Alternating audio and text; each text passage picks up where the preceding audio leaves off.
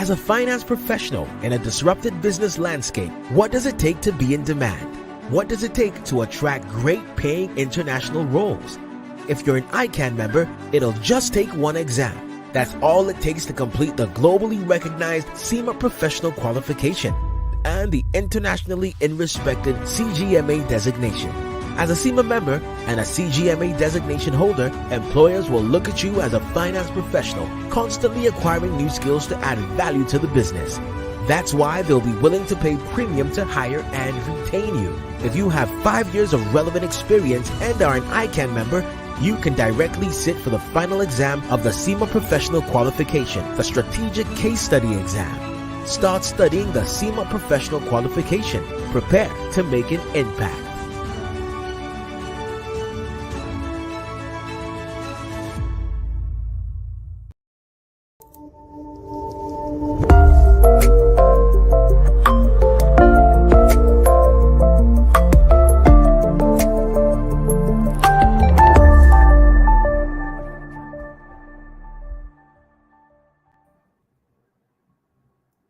It's the 13th day in the month of July 2023. Thank God for life.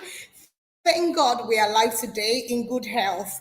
So today is still your favorite program, ICAN-ngr, and I'm here to bring this to your doorstep. My name remains Fumi Olani. We have an interesting session coming on very soon, and it's something different from what we are regularly used to.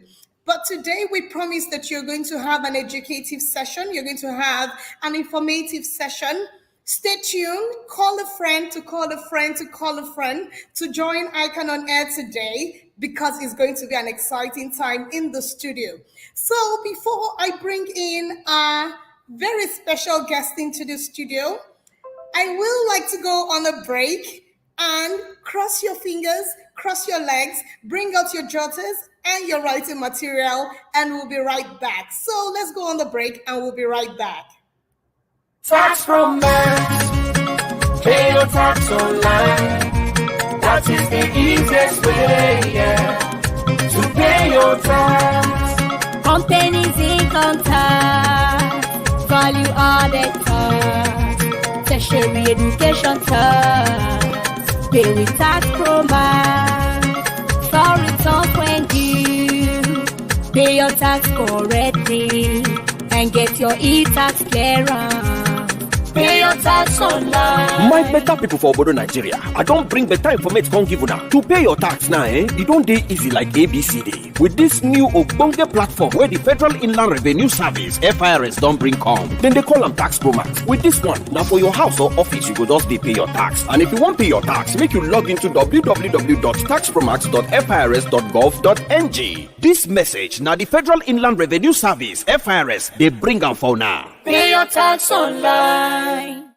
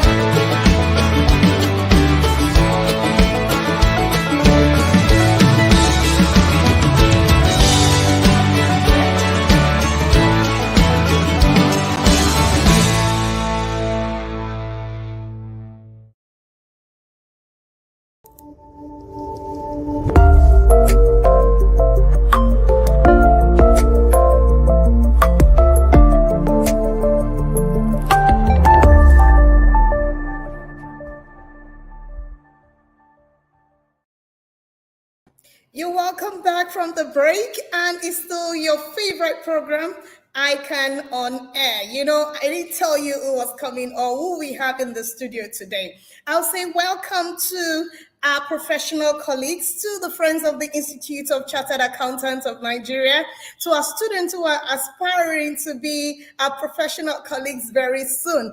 Ladies and gentlemen, welcome again to ICAN on Air. So I have someone interested because it's something different from the regular. His name is Captain John Okakpu. And I'm going to give a brief of his profile. So today we're talking about the opportunities for accountants in oil export. And Captain will do justice to it. As you can see on the screen, he's a pilot. So get ready to fly with us on ICAN on Air today. So I'm just going to read a brief of our captain's profile. Is tested and well-trusted commercial pilot, and he graduated from the Airline Trade Institute in San Carlos, California, and the first Nigerian in that school with honor roll. He returned to Nigeria after graduation and was licensed as a commercial pilot by NCAA, that's the Nigerian Civil Aviation Authority, after passing his examination with distinctions, you know. So for instance, in 1987 and in 1990, Captain John was at the helm of affair in Skyway Aviation Services, and that's why we have brought him today to tell us about how we as accountants have the opportunities in oil experts. You're welcome today, sir. Thank you very much. Good evening. Thank you so much for being here. We're happy to have you because we're ready to learn from you. So my first question, sir, I know that you're an expert and we've spoken to a lot of people that have met with you, that have learned from you. In Nigeria, you know, a lot of things calls for divestment from crude oil dependence, and this has been a front burner for us in Nigeria. And we want to just know how to kick off today. What is divestment in your own opinion, and what are the benefits of divestment, especially for a country like Nigeria that has been in the monoproduct economy for so long? Okay, thank you very much. I said my name again is Captain John Okakpu. I'm a pilot by profession. When you talk about divestment, from my understanding, is selling off of investments, bad investments for something positive. For example, let me take it at the oil industry. Most of our refineries are not functioning today. There was a time it was sold off for a better for better investment return for Nigeria, but unfortunately it came back. So divestment is about selling off the bad investments by the by the state government or federal government. But unfortunately, I might say that our attitude and our culture in Nigeria do not fit in such an environment. Okay, so the divestment in Nigeria actually has not really worked, has not functioned. We look at the Nkalagu cement, most of the cement industry and other things, okay? So personally, divestment in Nigeria, it's a very good thing to do, but our culture and attitude do not accept it, period. Interesting. Thank you so much for that beautiful response. And we're happy that you are the captain, you are the pilots that we need to educate us on this very interesting topic that we have today. You know, unlike many other oil producing nations, in Nigeria, though the major products in Nigeria is crude oil, like you've mentioned already, and its contribution to Nigeria's GDP is said to be below a double digit.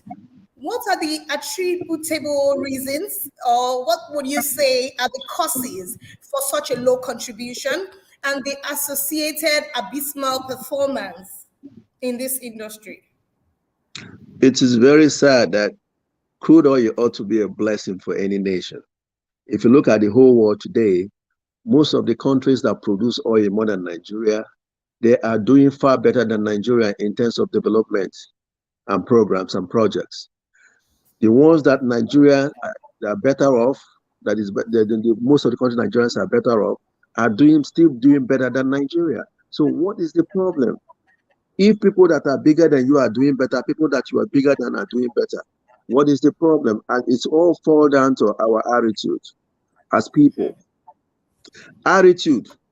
If you take from A to B, A to Z, and plug in 1, 2, 3 to 26 on it, attitude is the only word on earth that will give you 100%.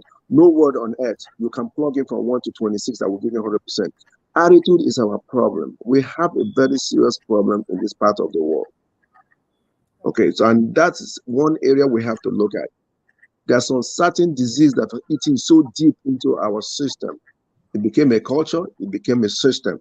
It's acceptable to most people, and it's eating us deep and killing this nation.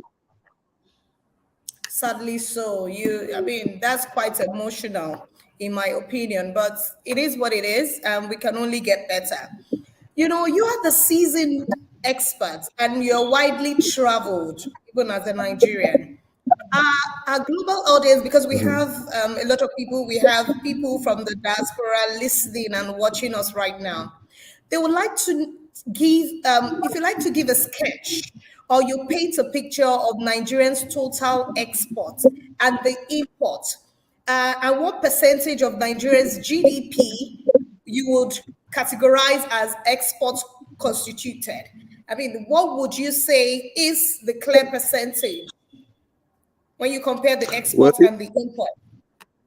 if you look at the import and the export in terms of the GDP, it's like night and day. Our Nigerian import to the GDP is about 16.57%. And Nigerian export to our GDP is 8.83%. It's almost double. It's night and day. We are more of import-oriented organization or nation. I've done quite a lot of projects here in Nigeria, and when you get down to the policymakers and you're asking about waiver for export, you find out that most of these agencies and most of these government, they don't even have waiver for exports, but they have waiver for imports. It is a very, very sad thing. And personally, myself, I've taken upon myself and some group of people, and we're making a lot of changes. That's progress, though. So there's light at the end of the tunnel.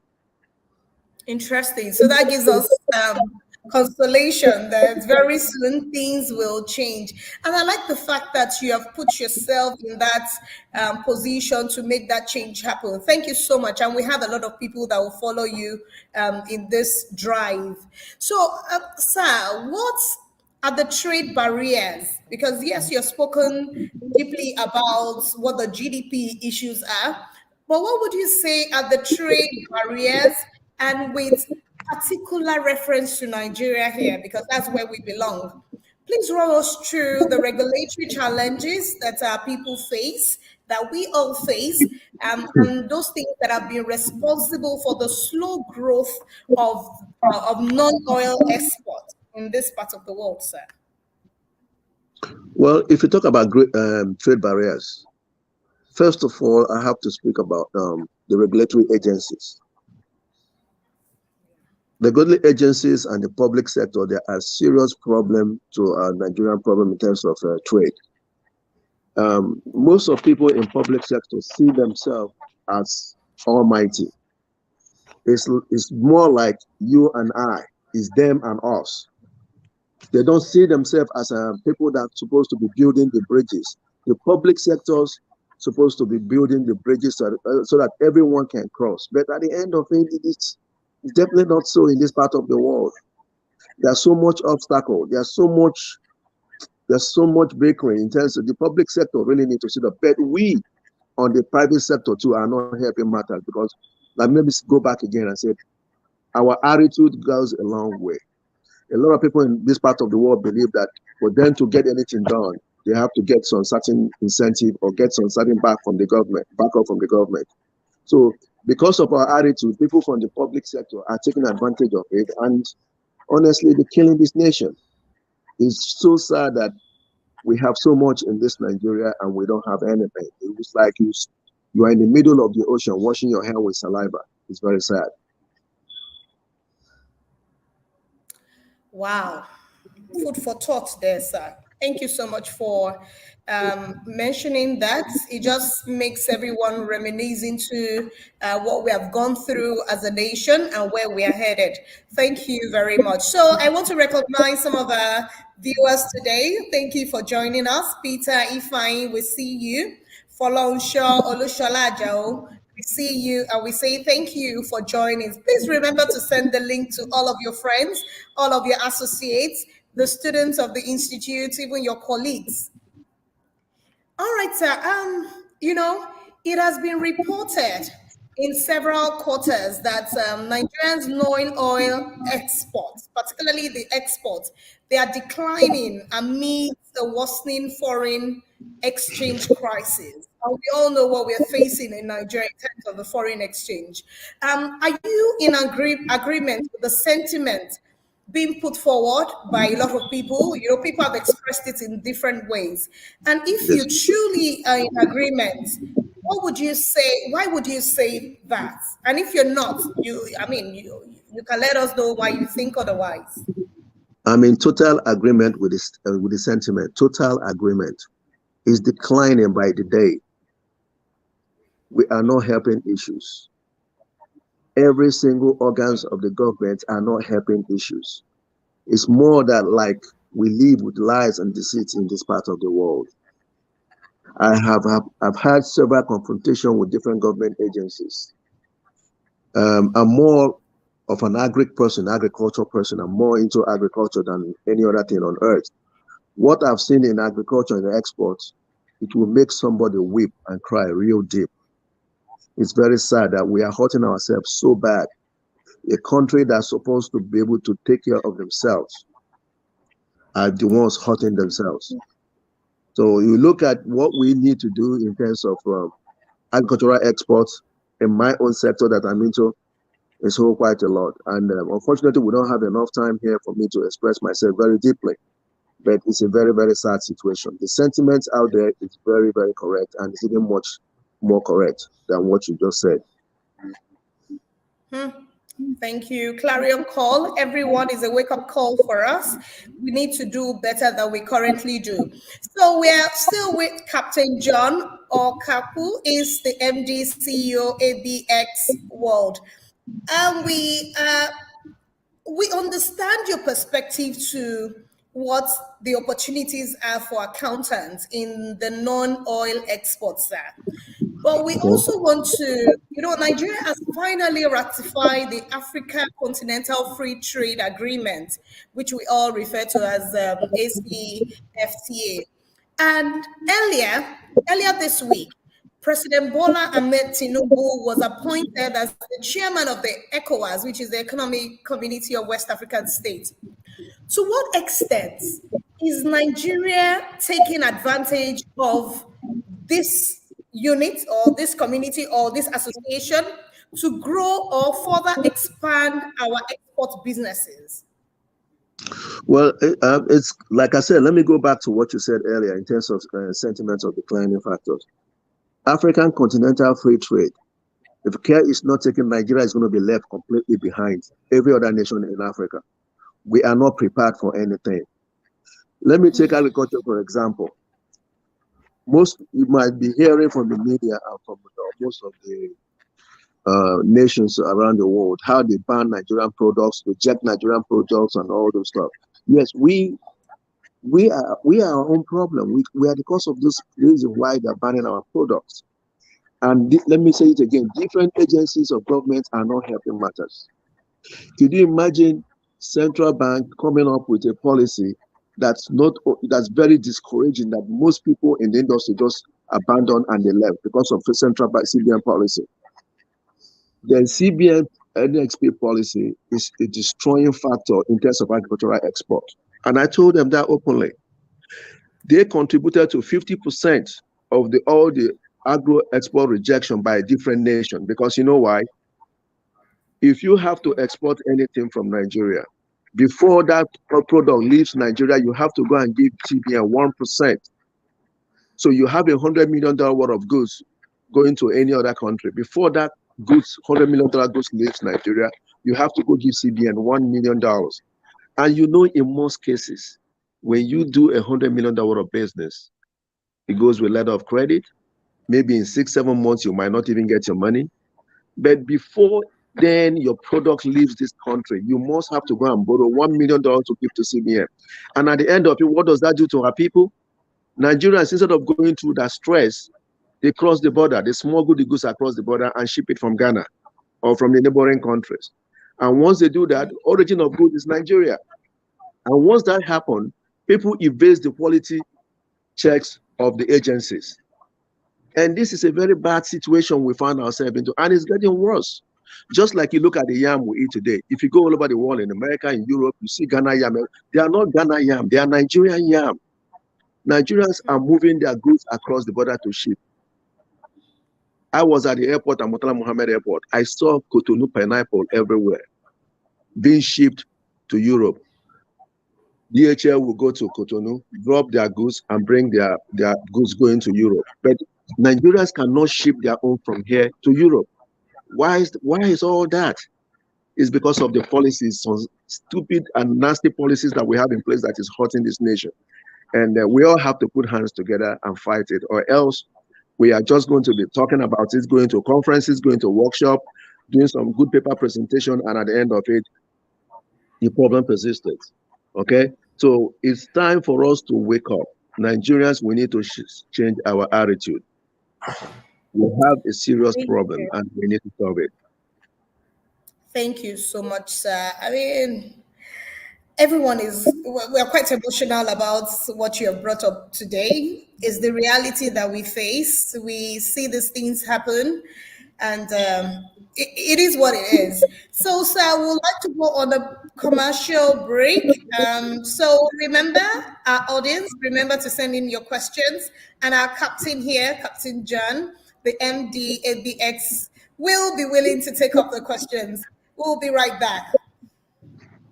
Tax from pay your tax online. That is the easiest way, to pay your tax.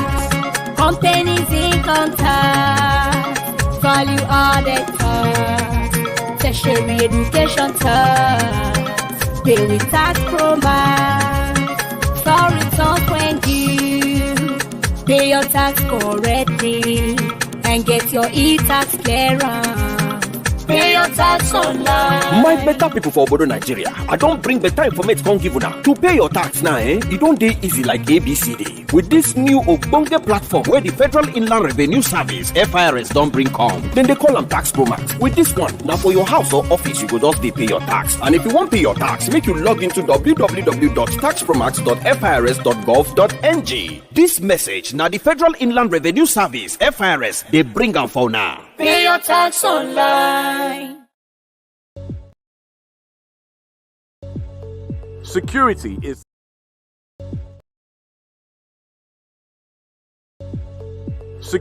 is key to national development and growth. No nation can be truly economically successful without peace and stability, or when its security is threatened. This is why we must perform our civic obligation of duly paying our taxes so as to provide the needed resources for government to secure our lives and properties. When we pay our taxes, government is provided with the needed resources to equip our security agencies for a safer Nigeria. The money we pay as taxes is used to purchase equipment and hardware, invest in intelligence and other sophisticated technology, as well as cater for the welfare of all security personnel. A secure nation is a prosperous nation. Nigeria is safer when we pay our taxes. FIRS, it pays to pay your tax.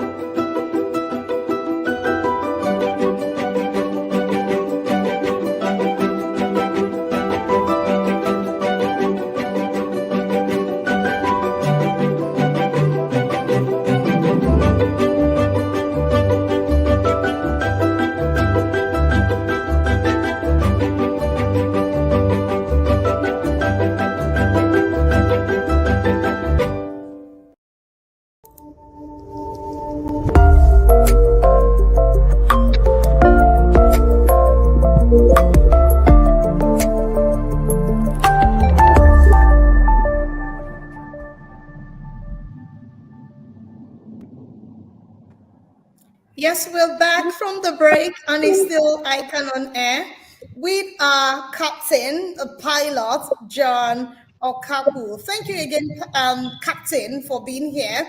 And today we're discussing the opportunities for accountants in oil exports. I guess that's Yeah. topic is alarming. And I mean, from what you've said so far, Sam, the first thing that you've mentioned and you were very empathetic about is the attitude of Nigerians. You said attitude is 100%, and we are not putting out the right attitude.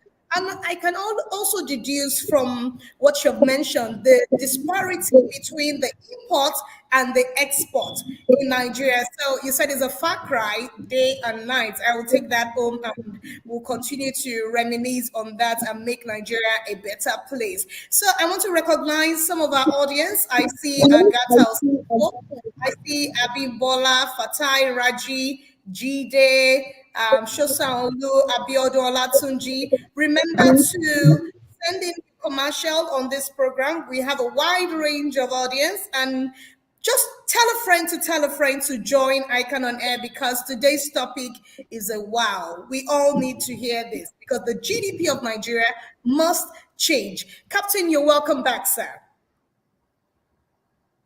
Thank you. I'm back. Welcome to you back.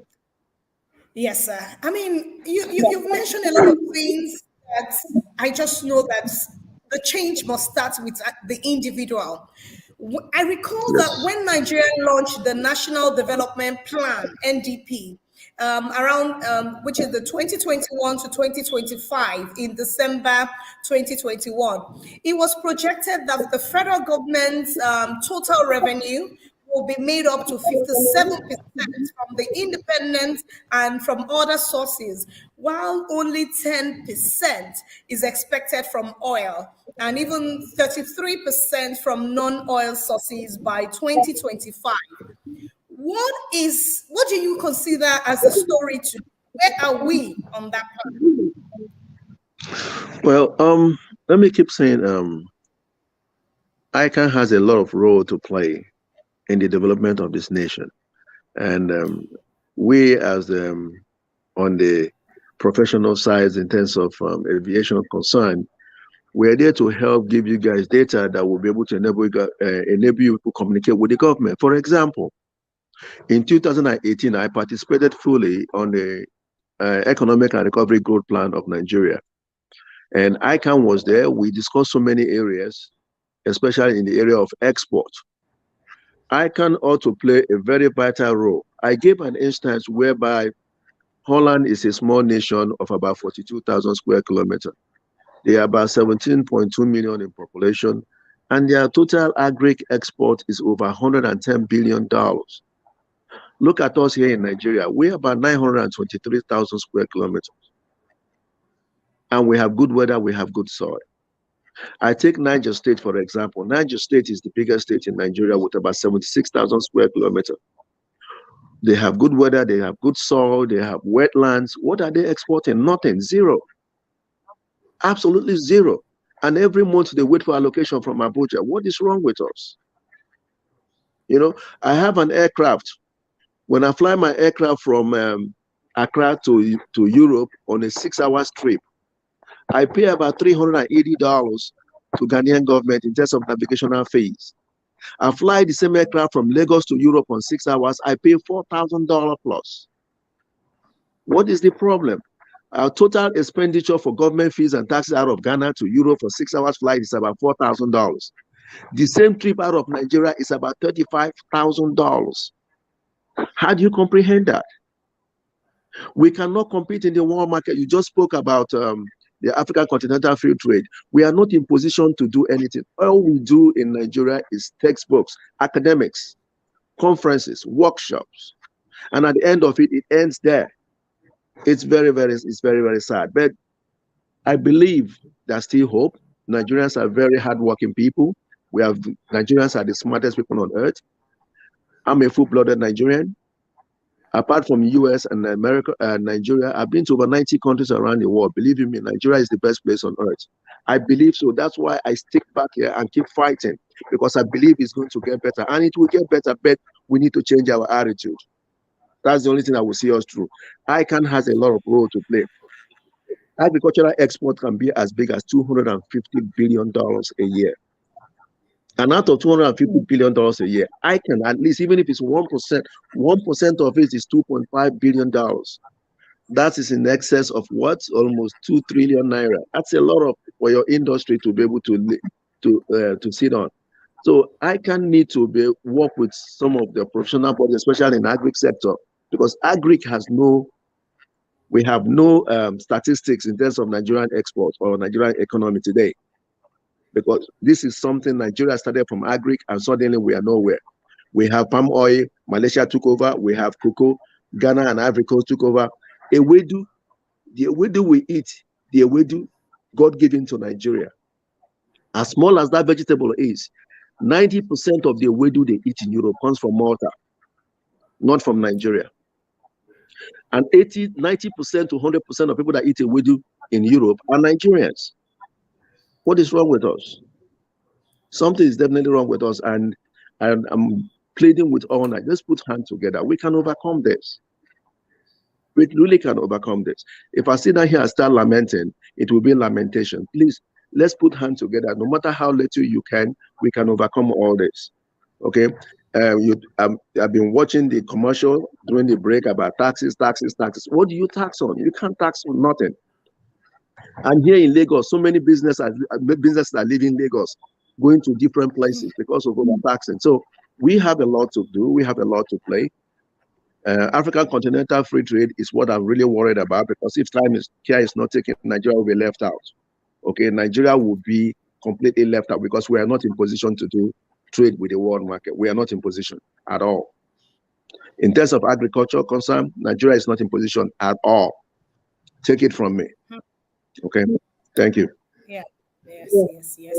Thank you so much. And I'm sure those in the agricultural sector, they are listening now. There's so much prospect in that sector. That industry needs to boom. And with you, everything positive can happen to Nigeria. So we have some questions from our audience. Olatunde Adisa, he says, how can we get government agencies to do their jobs with total devotion and the development of the country at the back of their minds? That's a very difficult question, because like I said, the attitude is the problem. When you go to most of these agencies or most of the public sector offices, their attitude is like you and they and us. That is the attitude. Oh, what did you come here to do? And it's terrible. They don't see themselves as a bridge builder. They ought to be the bridge builder. The reason why most of Nigerian agricultural products are being rejected and banned all over the world is because the public sector are not doing what they ought to do. They ought to have a total firm control of what goes out of Nigeria, but they don't do it. Instead, most of them goes to most of the point of exit, like the airport or seaport, put up a table and be collecting money. At the end of it, when you finally go through all these checks and all these government agencies and get your product abroad, it's unaffordable. Nigerian products are unaffordable in the world market. And the biggest contributor to the reason why Nigerian products are unaffordable in the world market is government agencies. They are the reason. They are the cause of it. I am right in the middle of it. And I'm telling you very simple. If they are listening, Captain John said government agencies are responsible why Nigerian products are unaffordable in the world market. Agriculture can take this country, solve all our problems completely. But for that to happen, it's not going to be academics. It has to be practical. Thank you. Yes, quite realistic, because you mentioned $250 billion yearly from agri. So yes, that can be a game stopper. I mean, it can just open the economy better for Nigeria, and everything will just be as expected. We have another question for you, sir, because particularly, I would say, what is your view, or what are the ways in which you think that the organized private sector, as well as other relevant stakeholders, because everything that you've mentioned points at the public sector. So what would you tell the private sector or the stakeholders in the private sector? How can they drive the economic growth and the development of the countries like ours? The public sectors they create the enable environment, and the private sector drives the economy. But like I said earlier, we need to change our attitude. A lot of people in the private sector always believe that for them to be successful, the government must have to give, or they must have to get something from the government. And that type of attitude cannot lead us to nowhere. If you want to start up a new business, you don't wait for government money to start up a new business. You don't use government money to experiment whether you can get into a business. You can team up with some other people. Practice it yourself first. Okay? Nigerian attitude is like, government have to provide this, government have to provide that. Government cannot, like today, Nigerian government is totally broke right now. 97% of our income goes to debt servicing. So where are they going to get money to be able to take care of everybody's need? We need to take the bull by the horn. We, the private sector, we need to get ourselves organized. I've dealt with quite a lot of people. And when you put them together, say, okay, let's go to Abuja, let's go to this office and resolve this problem with the agency. Most of them will be willing to do it, but when it's time for us to do it, they will not give you a million reasons why they cannot go. They will give you a million reasons. And if they cannot go, it's okay, fine. You cannot go. We are about 7 of us going to Abuja to resolve this problem. Can you buy a one-way ticket for somebody, for just one person to be able to accompany us, maybe the secretariat? They will give you a million reasons why they cannot give you 1 naira. So at the end of it, they will keep telling you, carry me along, carry me along. What do you mean by carry me along? Now, let me define it for you. Carry me along by most Nigerians on private sector means once you get there and you get the goodies from the government, make sure that I get my own share. That's the attitude. And it's a very, very bad attitude. We need to change that. The government is our government. We need to work with our government to make things happen. Okay? And if we don't work with our government and keep depending for the government to keep giving you or keep making you, we're not going to get to nowhere. So in as much as the government agencies have a big problem, we are the contributing factor of why they are not effective. We are the cause of it. So we need to change our attitude. Okay, thank you. Thank you so much. Attitude. We've heard that a lot of times, and we need to do about this. I have a question from Christopher Chukuma Anagu. He says, our guest has dwelled enough on the level of corruption in this country, which has no concrete policies to enhance non-oil exports. Please, sir, what are the specific opportunities for accountants in the non-oil export? And it's similar to what I also have in mind when I would say, what do you think are the roles of accountants in the nation's economy, and what are the opportunities for them in non-oil export also, sir? Well, let me take, for example, I mentioned about the 2018 Economic and Recovery Goal Plan. We have this agreement with the federal government in the agri sector, whereby we solicited for 7% interest rate, this single digit. The reason why we solicited for that, because most of our competitors worldwide, they get money free. Most of them get money free. Not only get money free, they get extra incentive. The worst they can get is 2.5%, 2.8%. But we negotiated with the government for 7%. The 7% we negotiated with the government, who is going to make it better, make sure that both sides are doing what they ought to do, is the accountants. So that's a whole lot. Like I said, $250 billion is the minimum in terms of what we estimated for Nigerian agricultural export project to be. That's a lot of work for the accountants to do. So we are looking forward of the ICAN people collaborating and working with us to make this possible, because it's an industry waiting for them that is not being utilized. When I came back to Nigeria to embark on this journey, we sat down in San Francisco. We did a lot of calculation in terms of why do we have to do this. For example, logistics takes about 60% of the agricultural export business. And if logistics takes 60% and we are doing $250 billion, so 60% of 250, you can imagine where it's going to put you to. So with that alone, we look at it, say, okay, it's a win-win situation. What are the possibilities? So the accountants need to sit down, do some numbers. I've been to so many places. If you bring up any project, they say, go and bring a business plan. How can you draw up a business plan without a very qualified and smart accountant? So they have a lot of role to play here. So they can come in to work with us. We have just activated National Technical Work Group for Agricultural Export Industry in Nigeria, which I'm the host and the custodian in Nigeria. They can come in and join us. That's a whole lot for them to do. Be able to advise us the do's and the don'ts in terms of what we need to do to avoid getting into trouble. Okay. So as far as I'm concerned, the ICAN people need to a little bit adjust their attitude and start working with different bodies so that it doesn't have to be filing of taxes, getting tax clearance and all that stuff. No, it can go beyond that point. Each accountant or each person in an ICAN is also a potential farmer. I'm a pilot, I'm a farmer now. I see myself as a farmer and I believe in it and I practice it. Even in my house here in Ikeja in Nigeria, all the vegetable I eat in my house, I farm it here in my house. We'll teach you how to do all these things. They are very possible. Okay, African Development Bank, they are really serious about what they have to do, what they want to do in Nigeria in terms of agriculture. Okay, and they are willing to come in and help build the agricultural industry. But our people need to accept it.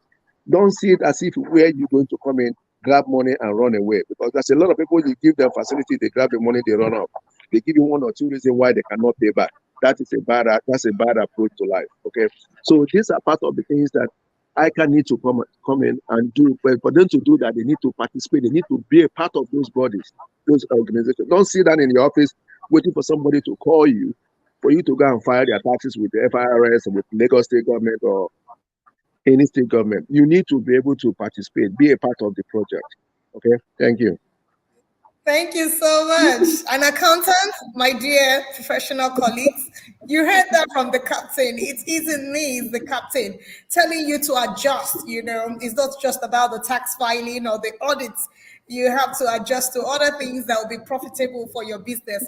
I have this question from Chief Alaribe. He says, dear captain, despite all you have said, what incentives do agriculturists receive from the Nigerian government? As far as I'm concerned, for now, nothing. None. Okay. If you look at the existing policies not favoring agriculture in terms of development and export. Okay. Ghana are thriving.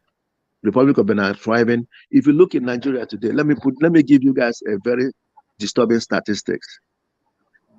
Kenya is leading the African continent in terms of agricultural export and development. Almost 3,000 to 4,000 certified bodies. South Africa came second with about 2,800 or so. Then Egypt, Ghana, Burkina Faso. Then if you look around, most of the countries around Nigeria, like Republic of Benin, Cotonou, Cameroon, they all have about 10, 20, 30, 40. Nigeria is the giant of Africa. Over 210 million people. You cannot believe that you go all over Nigeria, you cannot see one single certified body in terms of agricultural export. None. It's non-existent. Why is that? Because see, my people, including me, we believe in shortcut. Shine your eye. You want it overnight. Somebody wants to go and deposit 1 million naira. They want to go back the next day and collect 2 million. It doesn't work so. That's a process we have to go through. We all came into this world through a process. You weren't born today and become who you are today. You went through a process. And this is the process that a lot of Nigerians are avoiding. And the agencies, the government part of it are not helping, because I keep telling the government agencies, you have to create the enable environment. If Kenya has 3,000, Togo has 10, Cameroon has 10, even Rwanda of yesterday have 10, Nigeria 0. Why can't you guys start? The agencies have to start by building this first, and other people can come in. No, they're not seeing it that way. They say, oh no, it's a private sector. The private sector have a different attitude. So it's a responsibility of the government. But how do we get the government to do what they have to do? It's we, the private sector, that have to push them. Okay, and that is one other area that is lacking real bad. Thank you, sir. You know, when you said nothing, the government is doing nothing. I recall that there are some incentives for agricultural business, but it may just not be enough, but at least something is in the pipeline. So I have a question from Abel Aigboduan ACN. It says the government has just set up a committee to review tax policies. Are you planning to submit the memorandum to the committee to make a case for the abolition of these negative fiscal policies you have highlighted, sir? Well, I keep saying most of the things and most of the committees and most of all the conferences they set up in Nigeria is nothing but academics. They don't work. They definitely don't work. I'm telling you, they don't work. I've been a part of it. I've been in a serious struggle for the past 6-7 years to overcome a lot of issues. And each time they keep telling you, oh, that's not the way they do it, or not so they take to it. That is the attitude. This thing is really, really hurting. How can you? Let me give you a very disturbing statistics. Costa Rica, it's about 12 hours flight from London. Costa Rica. Nigeria is 6 hours. If you take 2 kg of pineapple from Costa Rica in London, they are selling it for about £1.50. 2 kg of pineapple. Nigeria is 6 hours. Costa Rica is 12. But if you take 2 kg of pineapple from Nigeria, the logistic cost alone, that is just, forget about production, logistic cost alone is about £3. So how do you sell it? So if you look at it, everything we do here is academics, period. We need to be able to do it practice. You need to talk the talk and walk the walk. Practice what we preach, and that's one thing that is lacking. Okay, thank you, sir. We asked the question concerning ECOWAS, and I recall the new head of the ECOWAS, who is our own president, saying, Nigeria, we are back. Africa, we are back, So I believe we're back, and we're back for the positives. I'm optimistic about certain things that is yet to happen to Nigeria and is going to be positive. So, Captain, please run our global audience through the role of the Nigerian Export Promotion Council and its current level of efficiency and effectiveness, in your opinion, sir. Okay, now coming to ECOWAS, let me just have a confession to you. For the past 8 years, have been very beyond horrible for Nigeria, and but in the past 1 month or so, some few things, positive things have started cracking open. Okay, and we all want to take advantage of those things that are cracking open. Nigerian Export Promotion Council ought to be one of the most important agencies in Nigeria, and there was a time I had an issue with them, and I asked them a question. 8-9 years ago, Nigerian foreign exchange was about 160. Today is 700 and something. Why? What are you doing to promote our export? What are the incentives? I asked the question, for example, I came back from Europe some time ago, and I went to the government, and I said, please try and establish an temperature control warehouse in London and New York. These are the 2 areas. When you do that, it's going to open up a lot of export business in terms of agriculture and other things in Nigeria. They accepted my proposal. But I was shocked and somewhat disturbed when I now found out that those 2 warehouses I was canvassing and soliciting for, they opened it in the wrong place, in Egypt and Senegal. Why going to Egypt and building the warehouse and Senegal? What? I can't even comprehend that. What are we going to do? And I tried to find out the reason why they didn't put that warehouse in London, where over 80% of our export goes to, and why Egypt. Somebody was trying to convince me that the reason why they put the warehouse there is that, for example, if your cargo on the ship have a problem in Mediterranean or somewhere, they will have somewhere to store it. And I go like, I couldn't comprehend. As a matter, I'm still trying to digest that up to today. But my appeal to the government is this: put a temperature control storage warehouse in London and New York, and watch what will happen the next minute. 3-4 months, our export business will go up by more than 1,000%. But for us, we must have to do this thing. So Nigerian Export Promotion Council has a lot of work to do. They must have to do. As far as I'm concerned, they are one of the most important aspects of the agencies in terms of export business or diversification of our economy. They are very, very key to what we are going to do tomorrow, or what we are doing, and so on and so forth. But for now, I can't grade them for now. They are, as far as I'm concerned, they're performing below the average mark. Period. All right, thank you, sir. So I'll just take a question again from Chief Alaribe. He says most funding agencies are of the opinion that Nigerian entrepreneurs, that's why funding agencies shut their doors. What do you have to say about that, sir? I'll keep saying this. Attitude, attitude, attitude. Nigerians, we need to change our attitude. When you borrow money, you pay. Some people will work so hard to get access to funding. Once they get it, it's a total different story.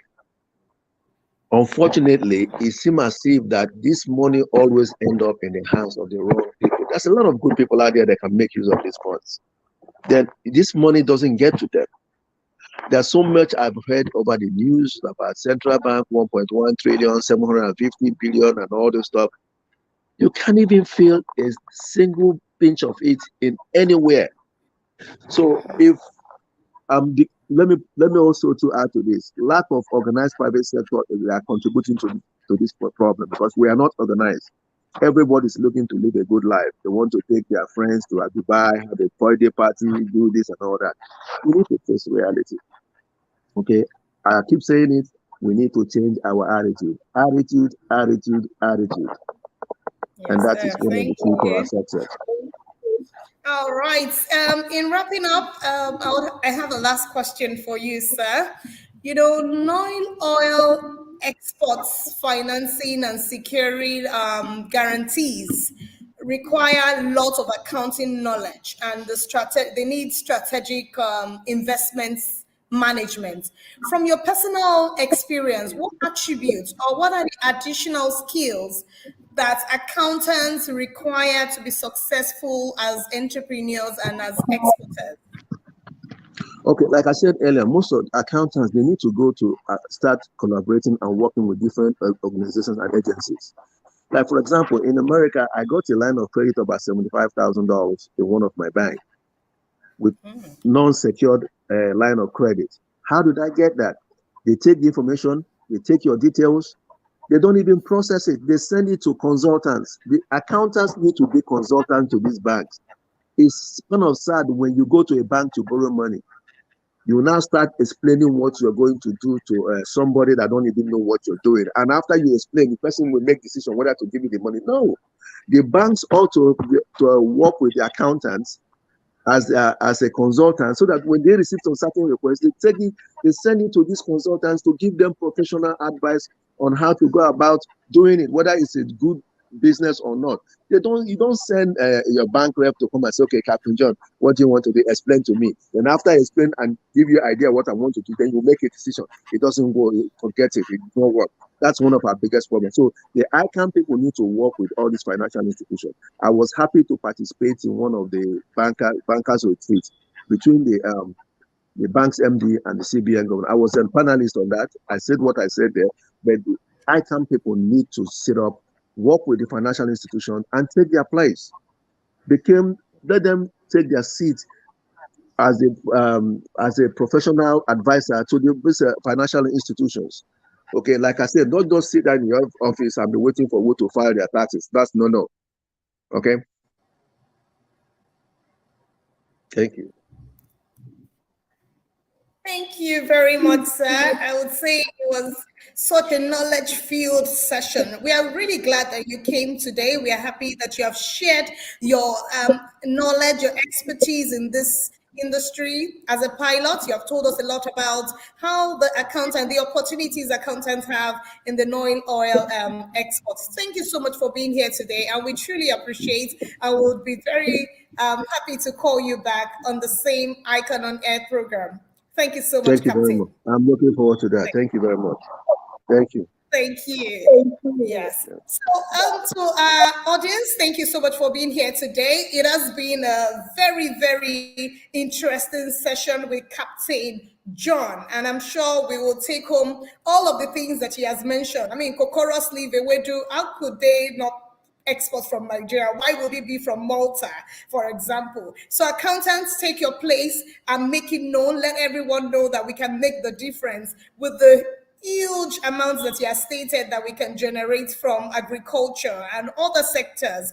So we have a couple of announcements to make today. The 59th President, Dr. Innocent Okosa, FCA, in continuation of his engagement with the Institute stakeholders, led members of the ECC to meet with members of the body of the past president of ICAN, and it was an interesting session yesterday. So we just want you to know that ICAN is moving forward and we can only do better than we currently do. Another announcement is that we have a couple of MCP trainings that you can participate in. Please feel free to reach out to the Institute, and you'll very much receive all of the information that you need to be part of the knowledge sharing sessions and the trainings and the Institute have packaged for every one of us. Thank you so much, everyone, for being part of today's program. I remain Fumi Olaneyi. Stay tuned. Next week, we're bringing you another interesting, educative, informative program and topic that would change the world, change Nigeria, change everything. Remember, our guest today says attitude is everything. Make sure you put in the right attitude in everything that you do. Be the bearer of the Institute's banner and make it known. Let everyone know the difference between you and the ordinary person on the street. Thank you, everyone, again, and do have a restful evening.